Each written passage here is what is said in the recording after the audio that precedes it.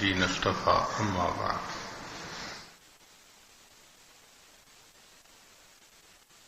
نسبت کہتے ہیں ایک تعلق کو۔ جب تعلق کسی اچھی چیز سے ہو انسان کو عزت ملتی ہے، جب بری چیز سے ہو تو اس سے انسان کو ذلت ملتی ہے۔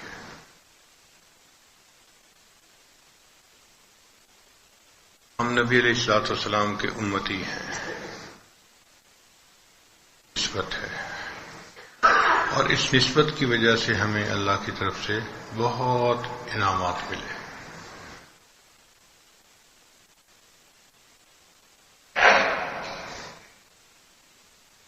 حتیٰ کہ جو نعمتیں پہلے انبیاء کو ملا کرتی تھیں وہ اللہ نے نبی علیہ السلام کی امت کو عطا فرمائی۔ قرآن مجید میں حضرت یوسف علیہ السلام کے بارے میں ہے، وَكَذَلِكَ يَجْتَبِيكَ رَبُّكَ، یہ مستقبل کے بارے میں ہے کہ ایسے ہی تیرا رب تجھے اپنے لیے خالص کر لے گا، چن لے گا۔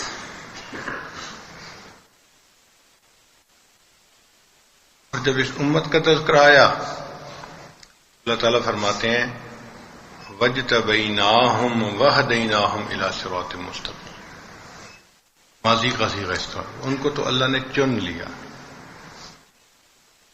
وہاں پہ مستقبل کی بات کی اور یہاں پہ ماضی کی بات کی، چن لیا ان کو اللہ نے۔ تو اللہ نے کیوں چنا؟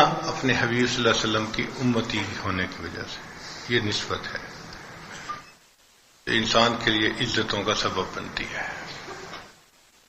ایک پٹھے میں دو اینٹیں بنتی ہیں، ایک بیت الخلاء میں لگ جاتی ہے اور ایک مسجد میں لگ جاتی ہے، دونوں کے مقام میں زمین آسمان کا فرق۔ کہ بیت الخلاء میں لگے وہ صاف بھی ہو خشک بھی ہو تو وہاں انسان ننگا پاؤں رکھنا پسند نہیں کرتا، جی یہ بیت الخلاء ہے۔ اور جو مسجد میں لگے اس کے اوپر انسان اپنی پیشانی ٹکاتا ہے، ایک پہ پاؤں رکھنا پسند نہیں کرتا اور ایک پہ پیشانی رکھ رہا ہے۔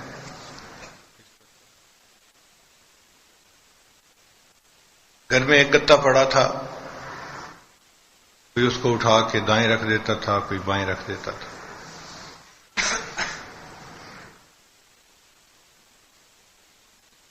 کسی نے دیکھا کہ قرآن پاک کی جلد پھٹی ہوئی ہے، چلو اس کی نئی جلد بنوا دیتے ہیں۔ اس نے اس گتے کو اٹھایا اور قرآن پاک کی جلد بنوا دی۔ اب اس گتے کو قرآن پاک سے ایک نسبت ہو گئی، اس نسبت کی وجہ سے اس کا شرف اتنا بڑھا کہ اب اس کو بے وضو ہاتھ بھی نہیں لگا سکتے۔ قرآن پاک کو بے وضو ہاتھ نہیں لگا سکتے، تو شرف بڑھ گیا۔ نسبت سے انسان کو عزتیں ملتی ہیں۔ اس لیے اگر کسی کو اللہ والوں سے نسبت ہو، دنیا میں بھی عزت، آخرت میں بھی عزتیں ہیں۔ اب دیکھیں، اولاد کو باپ سے ایک نسبت ہوتی ہے،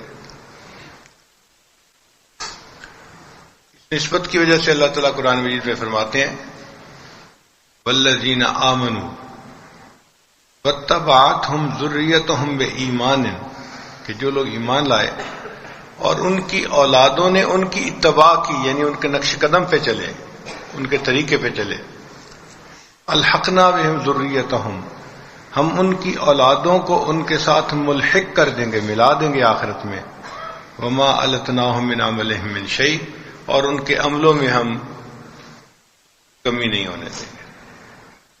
حالانکہ اولاد کا وہ رتبہ نہیں ہوگا، مگر اللہ قرآن پاک میں فرماتے ہیں کہ اس نسبت کی وجہ سے جو اولاد ہونے کے ناطے ان کو حاصل ہے، ان کے عمل تھوڑے بھی ہوں گے تو بھی ہم ان کو ان کے والدین کے ساتھ ملا دیں گے۔ تو نسبت سے عزتیں ملتی ہیں۔ حضرت شاہ عبد العزیز رحمۃ اللہ علیہ نے لکھا ہے کہ نسبت چار طرح کی ہوتی ہے۔ ایک کو کہتے ہیں نسبت انعکاسی، منعکس ہونا۔ یہ نسبت ایسی ہے کہ کوئی بندہ اپنے شیخ کی صحبت میں آ کے بیٹھے تو اس کو اپنے دل کی کیفیت بدلی محسوس ہوتی ہے، اللہ کی محبت میں اضافہ محسوس ہوتا ہے، دنیا حقیر نظر آتی ہے، آخرت کی طرف یاد جاتی ہے اور انسان محسوس کرتا ہے اپنے اندر ایمان کی حلاوت کو. یہ صحبت کا نور ہے. یہ ایسا ہی ہے جیسے سورج کے سامنے کوئی آ کے بیٹھ جائے تو اس کو دھوپ کی گرمی پہنچتی ہے. یہ شیخ کے صحبت میں آ کے بیٹھا، ان کے دل کا سورج جو ہے وہ اس کو حرارت پہنچا رہا ہے. یہ نسبت انعکاسی ہے. اسی لیے نبی علیہ الصلوۃ والسلام کی صحبت میں صحابہ کرام کی جو کیفیت ہوتی تھی وہ گھروں میں نہیں ہوتی تھی. حنظلہ رضی اللہ عنہ گھر سے نکلے، نافق حنظلہ، نافق حنظلہ، حنظلہ تو منافق ہو گیا، حنظلہ منافق ہو گیا. پر صدیق عنہ راستے میں ملے، حنظلہ کیا کہہ رہے ہو؟ یہ حنظلہ تو منافق ہو گیا، منافق ہو گیا. کیسے بھائی؟ کہ ہم نبی علیہ السلام کی صحبت میں جب ہوتے ہیں تو جو دل کی کیفیت وہاں پہ ہوتی ہے وہ گھر میں نہیں ہوتی. تو یہ تو نفاق ہے. صدیق عنہ کہنے لگے ہاں یہ تو میرے ساتھ بھی ہوتا ہے، چلو ہم نبی علیہ السلام سے جا کے پوچھتے ہیں. تو دونوں حضرات نبی علیہ السلام کی صحبت میں حاضر ہوئے.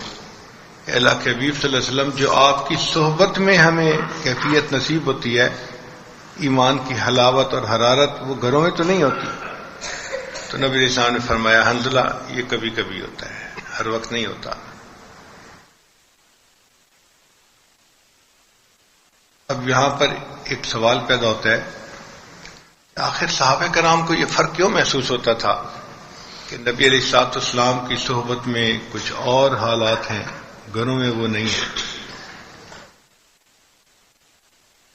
صحابہ کرام فرماتے ہیں کہ جس دن نبی علیہ الصلوۃ والسلام مدینہ آئے، اضاء منہا کل شیء، مدینے کی ہر چیز منور ہو گئی، نور نورانی بن گئی. فلما کان الیوم الذی مات فیہ، اور جس نے نبی علیہ الصلوۃ والسلام نے پردہ فرمایا، اظلم منہا کل شیء، مدینے کی چیزوں پہ ہمیں اندھیرا، تاریکی نظر آنے لگی. وہ جو نورانیت تھی وہ ختم ہو گئی. اور وہ فرماتے ہیں کہ ابھی ہم نے نبی علیہ الصلوۃ والسلام کے کفن دفن کی مٹی سے ہاتھ نہیں صاف کیے تھے، حتی انکرنا قلوبنا، ہم نے اپنے دلوں کو بدلا محسوس کیا. تو جو صحبت میں کیفیت تھی وہ بعد میں تو نہیں ہو سکتی، فرق ہوتا ہے. اس کو ہمارے اکابرین نے خوب اچھی طرح ایکسپلین کیا ہے. وہ کہتے ہیں کہ دیکھو، چاند کے ساتھ سورج، چاند کے ساتھ سمندری لہروں کا ایک تعلق ہے. جب چاند پہلی تاریخ کا ہوتا ہے سمندر بالکل پرسکون ہوتا ہے، چاند بھی پتلا سا ہوتا ہے. پھر چاند بڑھتا جاتا ہے، بڑھتا جاتا ہے، بڑھتا جاتا ہے، حتیٰ کہ 13، 14، 15 کو چاند بھرپور فل ہوتا ہے. اور اس وقت جو سمندر کی لہریں ہیں وہ بھی بہت اونچی ہوتی ہیں، یعنی 15 فٹ تک پانی اوپر اچھلتا ہے، پھر نیچے آتا ہے، پھر اوپر اچھلتا ہے، پھر ایک مد و جزر ہوتی ہے پورے سمندر کے اندر. تو جب چاند سامنے ہے تو لہریں اٹھ رہی ہیں اور 15 فٹ اوپر پانی کو کھینچ رہا ہے. اس جو چاند کی فورس ہے، گریویٹیشنل فورس ہے. اور جب چاند پہلی تاریخ کا ہے تو سمندر بالکل پرسکون ہے، لہریں نہیں اٹھتی. تو ہمارے اکابرین نے لکھا کہ صحابہ کرام جب نبی علیہ السلام کی خدمت میں آتے تھے تو نبوت کے چاند کا ان کے اوپر ایسا اثر پڑتا تھا، ایسی کشش پڑتی تھی کہ صحابہ کرام کو اپنے ایمان کے اندر لہریں نظر آتی تھیں، ایک طوفان نظر آتا تھا. اور جب وہ گھروں میں چلے جاتے تھے، یعنی چاند سے دور ہو جاتے تھے، تو وہ کیفیت نہیں ہوتی تھی. اب دیکھیں، جو سمندر کا پانی ہے نا، اس میں کوئی فرق نہیں پڑتا کہ 15 تاریخ کو پانی زیادہ ہو جاتا ہے اور پہلی تاریخ کو کم ہو جاتا ہے. نہیں، اس کا پانی وہی ہوتا ہے. فرق یہ ہوتا ہے کہ 14-15 تاریخ کو چونکہ چاند فل ہوتا ہے، اس کی کھچاوٹ جو ہے وہ لہروں کو اوپر اٹھا رہی ہوتی ہے. تو شیخ کی صحبت میں انسان کا ایمان وہی ہوتا ہے، مگر شیخ کی جو مقناطیسیت ہوتی ہے وہ انسان کے دل کی لہروں کو اٹھا رہی ہوتی ہے. تو اللہ کی محبت میں اضافہ محسوس ہوتا ہے اور انسان کو کیفیت بنی ہوئی نظر آتی ہے. یہ صحبت کے اثرات ہیں. اس کو کہتے ہیں نسبت انعکاسی. اس کی مثال یوں سمجھیں، سردی کا موسم ہے، آپ آگ کے پاس، چولہے کے پاس آ کے بیٹھ جائیں تو آپ کی سردی اتر جائے گی. آپ کو جرسی پہننے کی بھی ضرورت محسوس نہیں ہوگی. لوگ جب آگ کے قریب بیٹھتے ہیں تو اپنے اوپر جو چادریں لپیٹی ہوتی ہیں وہ اتار دیتے ہیں کہ وہاں گرمی محسوس ہو رہی ہے. تو آگ کی حرارت منتقل ہوتی ہے بندے کے اندر، منعکس ہوتی ہے. اس کو نسبت انعکاسی کہتے ہیں. لیکن یہ اس وقت تک ہے جب تک انسان آگ کے پاس ہے. اگر آگ سے اٹھ کے کہیں اور چلا جائے تو پھر اس کو ٹھنڈک لگے گی. اسی طرح انسان جب شیخ کی صحبت سے اٹھ کے چلا جاتا ہے تو پھر اس کو وہی دنیا کی محبت کی ٹھنڈک لگ جاتی ہے، اپنی کیفیت بدلی ہوئی محسوس ہوتی ہے.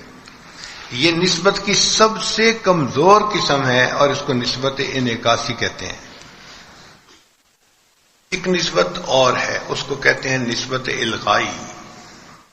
القاء سے ہے، القاء ہو جانا، کہ انسان شیخ کی صحبت میں بیٹھے اور اس صحبت میں اتنا توجہ رکھے ان کی طرف کہ ان کے دل سے نور سالک کے دل میں منتقل ہو جائے. یہ جو نور منتقل ہو جاتا ہے اس کو نسبت القائی کہتے ہیں. یہ اب پکی چیز ہے. یہ سالک جب واپس جائے گا تو اس کی وہ جو کیفیت ہے وہ ختم نہیں ہوگی، کیونکہ اب منتقل ہو گئی کوئی چیز، لہذا گھر میں بھی اس کو اعمال میں حلاوت محسوس ہوگی. تو یہ پہلے کی نسبت زیادہ پکی نسبت ہوتی ہے. اس کی مثال ایسے ہے، کوئی آگ کے پاس بیٹھا اور اس نے وہاں سے اپنی بتی جلا لی. جب بتی جلا لی، اب یہ اٹھ کے اگر جائے گا تو آگ اس کے پاس اپنی بھی موجود ہے.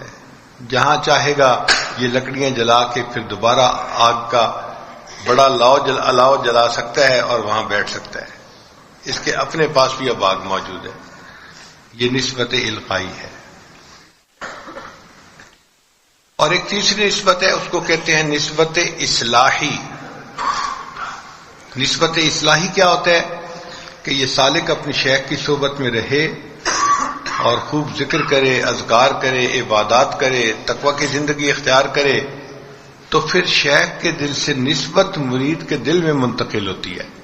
یہ بہت ٹھوس چیز ہوتی ہے اور اس کو پھر شیخ اجازت دے دیتا ہے، خلافت دے دیتا ہے.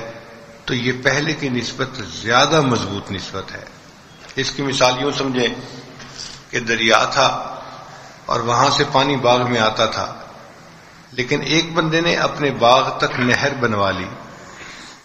اب جب دریا سے باغ تک نہر بن گئی تو اب مستقل پانی دریا کا باغ کے اندر آتا رہے گا اور پانی ہر وقت موجود رہے گا.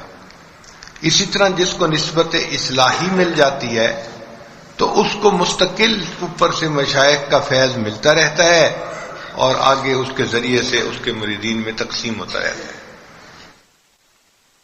یہ اور زیادہ مضبوط نسبت ہے. اس نسبت کو پانے کے لیے ہمارے اکابرین اپنے مشائخ کی صحبت میں وقت گزارا کرتے تھے. کسی نے 5 سال گزارے، کسی نے 10 سال، کسی نے 20 سال. اللہ اکبر کبیرہ. ہمارے حضرت مرشد عالم رحمت اللہ علیہ نے خلافت ملنے کے بعد اپنے شیخ کے ساتھ 40 سال گزارے. یہ بڑی عجیب بات ہے. خلافت ملنے کے بعد شیخ کی صحبت میں 40 سال گزارے. کتنی ان کی ترقی ہوئی ہوگی، کتنے مقام بلند ہوئے ہوں گے. کرنا پڑتا ہے. علامہ سندھی رحمت اللہ علیہ، اللہ نے ان کو اتنا علمی مقام عطا کیا. سندھ کے رہنے والے نہیں تھے، وہ سیالکوٹ میں پیدا ہوئے تھے، لیکن ان کے شیخ سندھ میں تھے تو وہ وہاں سندھ میں گئے اور اتنا کثرت سے وہاں رہے کہ لوگوں نے ان کو سندھی کہنا شروع کر دیا. حضرت مرشد عالم کی زندگی میں ہمارا بھی یہی حال تھا. بس ویکینڈ آتا تھا اور ہم چکوال پہنچے ہوتے تھے. کوئی چھٹی آتی تھی ہم چکوال پہنچے ہوئے ہوتے تھے. حتیٰ کہ چکوال کے لوگ ہمیں چکوال کا باشندہ سمجھتے تھے۔ ایک مرتبہ وہاں چند ڈاکٹر حضرات تھے، ان سے ملاقات ہوئی تو وہ مجھ سے پوچھنے لگے جی آپ یہاں کس محلے میں رہتے ہیں؟ میں نے کہا جی میں تو کسی دوسرے شہر میں رہتا ہوں، آتا جاتا ہوں۔ کہتے ہیں آپ کو تو ہم روز دوسرے چوتھے دن یہاں دیکھتے ہیں۔ میں نے کہا ہاں آتا میں یہاں کثرت سے ہوں۔ تو ٹائم دینا پڑتا ہے، پھر یہ نسبت اصلاحی انسان کو نصیب ہوتی ہے۔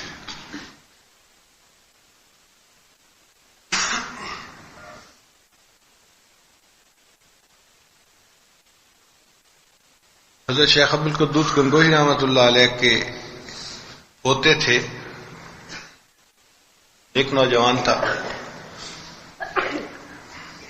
اس پوتے کو دادی نے کہا کہ بچے محنت کروائی، ہم نے تو آپ سے اتنی محنت نہیں کروائی تھی، ہم نے تو آپ سے اتنی محنت نہیں کروائی تھی، آپ نے بچے سے بہت محنت کرو۔ بس جب اشارہ ہو گیا تو پھر شیخ نے اسی وقت اس بچے کو بلایا اور اس کو اپنے سینے سے لگایا اور اس کو اجازت خلافت عطا کر۔ اب یہ جو پوتا تھا حضرت شیخ گنگوہی رحمۃ اللہ علیہ کا، یہ اس نسبت کو لے کے پھر واپس اپنے گھر آیا، اور چونکہ مخلص تھا، متقی تھا، اللہ نے اس کو خوب قبولیت دی۔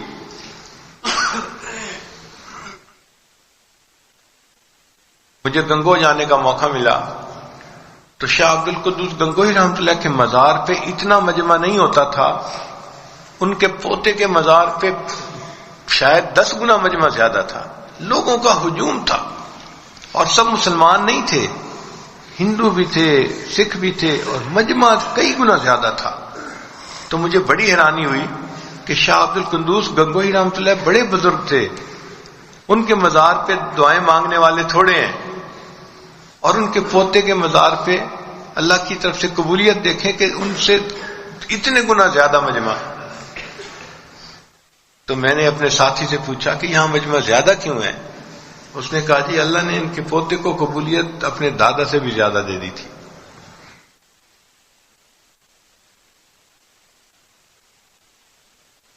اللہ تعالیٰ بڑے قدردان ہیں، جو اخلاص کے ساتھ محنت کرتے ہیں اللہ اس کی محنت کو رائے گاہ نہیں جانے دیتے۔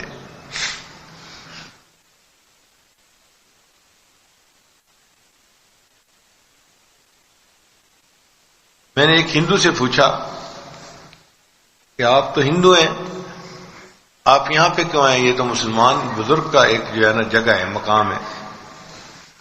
تو ہندو مجھے کہنے لگا کہ ہم یہاں اس لیے آتے ہیں کہ ہم آ کے جو تمنا مانگتے ہیں پوری ہوتی ہے، یعنی جو دعا مانگتے ہیں وہ پوری ہوتی ہے، اس وجہ سے ہم ہندو ہو کے اس مقام پہ آ کے دعائیں کرتے ہیں۔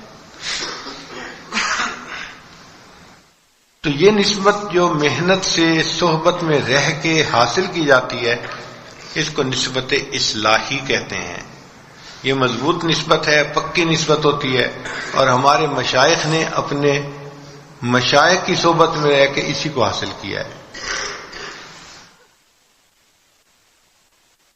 نسبت کی جو چوتھی قسم ہے اس کو نسبت اتحادی کہتے ہیں۔ نسبت اتحادی کا معنی یہ کہ مرید اس قدر محنت اور مجاہدہ کرے کہ جو شیخ کے پاس نسبت کا نور ہے وہ پورا کا پورا مرید کے دل میں بھی منتقل ہو جائے، دونوں ایک ہو جائیں باطنی طور پہ۔ جیسے سیدنا صدیق اکبر رضی اللہ تعالیٰ عنہ، انہوں نے نبی علیہ الصلوۃ والسلام کے ساتھ ایسی مناسبت پیدا کر لی تھی کہ نبی علیہ السلام نے فرمایا ما صب اللہ فی صدری الا وقد سببتہ فی صدر ابی بکر، کہ اللہ نے جو میرے سینے میں ڈالا میں نے اسے ابو بکر کے سینے میں ڈال دیا۔ یہ نسبت اتحادی تھی۔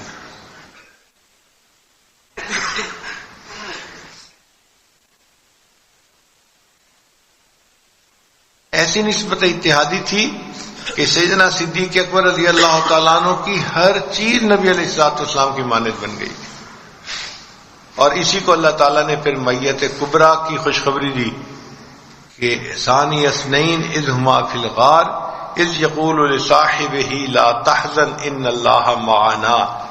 یہ جو معنا کا لفظ ہے نا، اس کا معنی یہ کہ صدیق اکبر کو نبی علیہ السلام کے ساتھ نسبت میت کبریٰ حاصل تھی، معنا کا نسبت حاصل تھی، ایک تھے۔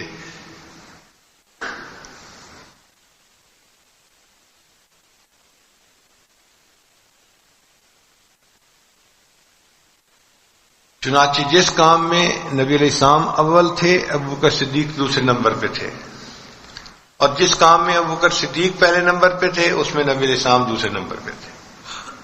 عجیب بات ہے، چونکہ دونوں اکٹھے تھے۔ اسلام لانے میں اللہ کے حبیب صلی اللہ علیہ وسلم اول تھے، اور پھر ان کے بعد کون ایمان لایا؟ سیدنا صدیق اکبر لانے، وہ دوسرے نمبر پہ۔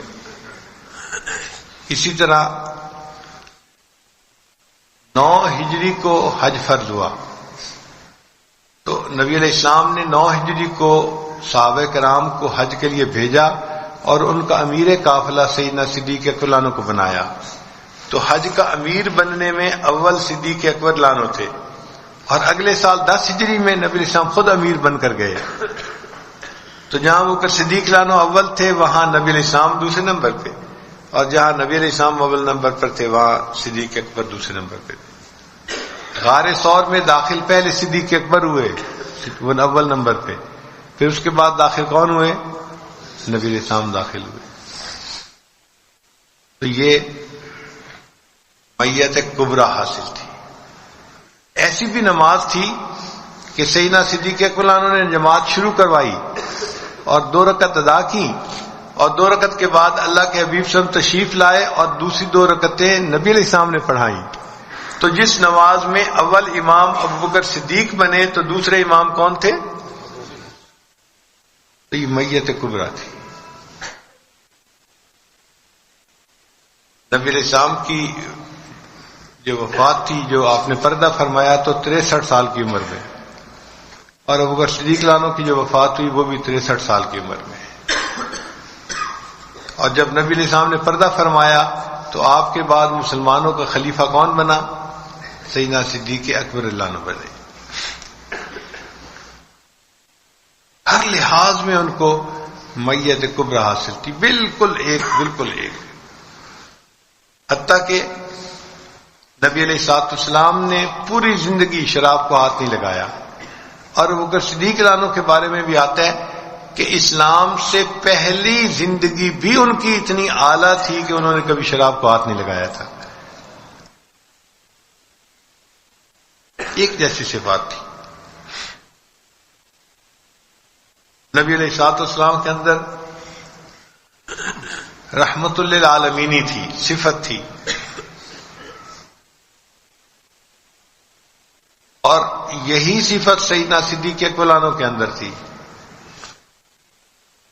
چنانچہ نبی علیہ السلام نے فرمایا ارحم امتی بے امتی ابو بکر، کہ میری امت میں سب سے زیادہ رحم دوسروں پر کھانے والا کون ہے؟ ابو بکر ہے۔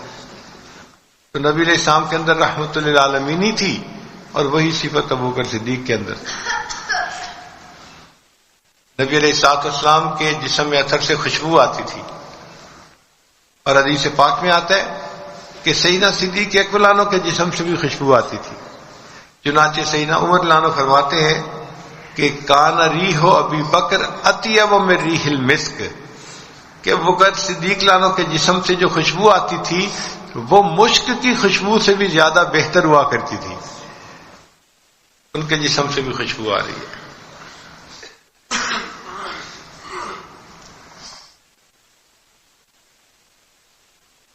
جب ہجرت کے لیے نکلے تو کفار مکہ نے نبی علیہ السلام کو تلاش کرنے والے کے لیے 200 اونٹ کا انعام متعین کیا، اور پھر دوسرے دن وہی انعام انہوں نے ابوبکر صدیق لانو کو ڈھونڈنے والے کے لیے متعین کیا۔ یعنی جو انعام ان کو ڈھونڈنے والے کے لیے وہی انعام ابوبکر صدیق کو ڈھونڈنے والے کے لیے۔ ہر چیز میں بالکل ایک جیسا معاملہ۔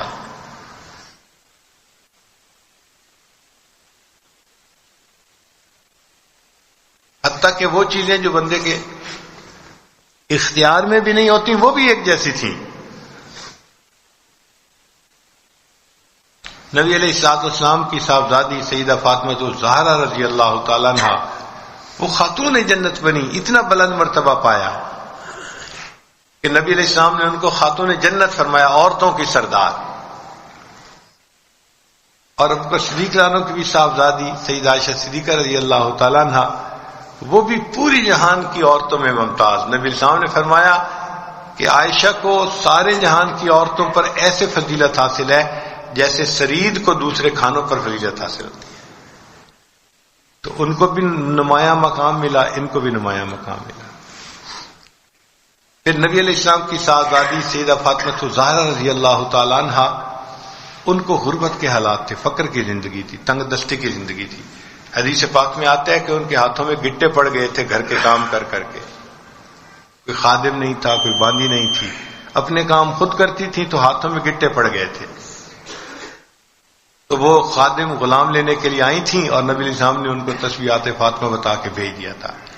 مگر زندگی نبی علیہ السلام کی صاحبزادی کی بہت مشقت والی گزری، اور یہی ابو بکر صدیق رضی اللہ عنہ کا بھی معاملہ کہ ان کی بیٹیوں میں سے ایک بیٹی تھی اسماء رضی اللہ تعالی عنہا، اس کی زندگی بھی بہت مشقت بھری گزری۔ وہ بھی اپنے اونٹوں کو چارہ کاٹ کے کھلاتی تھیں، گھر کے سارے کام خود کرتی تھیں، اور مشقت کی زندگی تھی۔ تو نبی علیہ السلام کی بیٹی نے بھی مشقت کی زندگی گزاری، اور ابو بکر صدیق عنہ کی ایک بیٹی نے بھی مشقت کی زندگی گزاری۔ پھر آگے دیکھیے کہ سیدہ فاطمہ الزہرا رضی اللہ تعالیٰ عنہ کے بیٹے سیدنا حسین رضی اللہ تعالیٰ عنہ نے شہادت کا مقام پایا، اور شہادت کے لیے ان کے خاندان کے لوگوں نے جو ان کے ساتھ تھے انہوں نے ان کا ساتھ دیا۔ پہلے لوگ شہید ہوئے اور آخر پہ سیدنا حسین لانو شہید ہوئے۔ کچھ مہمان آ گئے، حضرت کو توقع نہیں تھی کہ اس وقت میں کوئی کھانا ان کو بنا کے دے سکتا ہے، لیکن وہ ایسا خدمت گزار تھا کہ وہ اس برے موسم میں بھی کھانا تیار کر کے لے کے آ گیا۔ تو جب اس وقت میں وہ کھانا لے کے آیا تو حضرت کو بڑی خوشی ہوئی، اور اس خوشی کے عالم میں حضرت نے اس سے پوچھا، اچھا بتاؤ کیا چاہتے ہو؟ تو جب پوچھا نا بتاؤ کیا چاہتے ہو، وہ بہت سمجھدار بندہ تھا، وہ کہنے لگا حضرت بس میرا دل چاہتا ہے کہ جو آپ کے اندر نعمت ہے وہ میرے اندر بھی آ جائے۔ اب چونکہ خود کال دے چکے تھے کیا چاہتے ہو، تو بات تو پوری کرنی تھی۔ تو سید خواجہ باقبیلہ رحمۃ اللہ علیہ نے اس نان بائی کو اپنے سینے سے لگایا اور اس کو اجازت دے دی۔ کہتے ہیں کہ اس نان بائی کی کیفیت بالکل اسی طرح ہو گئی تھی باطن کی کیفیت جو اس باقبیلہ رحمۃ اللہ علیہ کی تھی، مگر وہ چونکہ اس کو اپنی محنت سے حاصل نہیں ہوئی تھی، یکدم مل گئی تھی، تو اس نان بائی کے لیے اس کو برداشت کرنا مشکل ہو گیا، لہذا تیسرے دن وہ فوت ہو گیا تھا۔ ایک صاحب نے مجھ سے سوال پوچھا کہ جی نان بائی کو نسبت تو مل گئی تھی مگر وہ تیسرے دن فوت ہو گیا۔ میں نے کہا ہاں بھائی، اس کو برداشت کرنا ہر بندے کا کام تو نہیں ہوتا۔ وہ کہنے لگا کہ اچھا صرف 3 دن؟ میں نے کہا اللہ کے بندے، اگر وہ نسبت مجھے ابھی حاصل ہو جائے نا جو خواجہ باقبیلہ رحمۃ اللہ کے پاس تھی، تو میں ابھی مرنے کے لیے تیار ہوں۔ 3 دن تو بڑے ہوتے ہیں، بہت زیادہ ہوتے ہیں۔ ہمیں تو ایک لمحے میں وہ نسبت ملے تو اگلے لمحے میں مرنے کے لیے تیار۔ یہ بھی دل میں تمنا نہیں ہوگی کہ گھر جا کے بچوں کو دیکھ لے اور بیوی کو سلام کر لے، یہ بھی نہیں تمنا ہوگی۔ یہاں سعادت ہے کہ جو خواجہ باقبیلہ رحمۃ اللہ کے سینے میں نسبت کا نور تھا، وہ نسبت کا نور کسی بندے کے دل میں منتقل ہو۔ زندگی کا تو مقصد پورا ہو گیا نا۔ تو یہ نسبت اتحادی ایک نان بائی کو اپنے شیخ کے ساتھ حاصل ہو گئی۔ تو نسبت کی 4 قسمیں ہیں: نسبت انعکاسی، نسبت القائی، نسبت اصلاحی اور نسبت اتحادی۔ اچھا، اس کا ثبوت ایک اور حدیث پاک سے بھی ملتا ہے۔ حضرت شیخ الحدیث مولانا زکریا رحمۃ اللہ نے یہ بات اپنی کسی کتاب میں لکھی ہے کہ جب نبی علیہ الصلوۃ والسلام کے پاس غار حرا کے اندر جبریل علیہ السلام آئے تو جبریل علیہ السلام نے فرمایا اقرا، اور نبی علیہ السلام نے جواب میں فرمایا ما انا بقارئ، میں پڑھا ہوا نہیں ہوں۔ تو کیا ہوا؟ نبی علیہ السلام فرماتے ہیں فاخذنی فغتنی، اب جبریل علیہ السلام نے مجھے پکڑا اور مجھے اپنے سینے سے لگایا اور زور سے بھینچا، اتنا زور سے دبایا کہ بلغ من الجہد، مجھے تکلیف محسوس ہونے لگ گئی، یعنی اتنی زور سے بھینچا کہ تکلیف محسوس ہونے لگی. اور یہ انہوں نے 3 دفعہ کیا، اور تیسری دفعہ نبی علیہ الصلوۃ والسلام نے وہی پڑھنا شروع کر دیا جو جبریل علیہ السلام پڑھ رہے تھے. شیخ الحدیث رحمۃ اللہ فرماتے ہیں کہ نبی علیہ الصلوۃ والسلام کو نسبت انعکاسی تو پہلے ہی حاصل تھی، نسبت انعکاسی تو پہلے ہی حاصل تھی.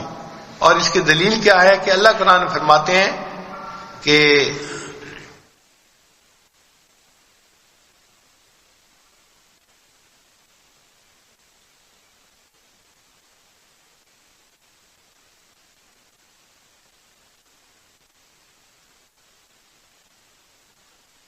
ان کے سینے کی کیفیت ایسی تھی، یضیء ولو لم تمسسہ نار، کہ جیسے یہ تو آگ سے بھڑک اٹھے گا اگرچہ ابھی آگ اس کو لگی نہیں ہے.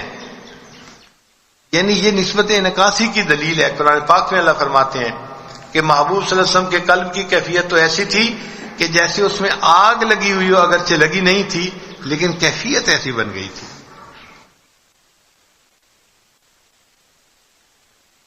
تو نسبت انعکاسی پہلے حاصل تھی.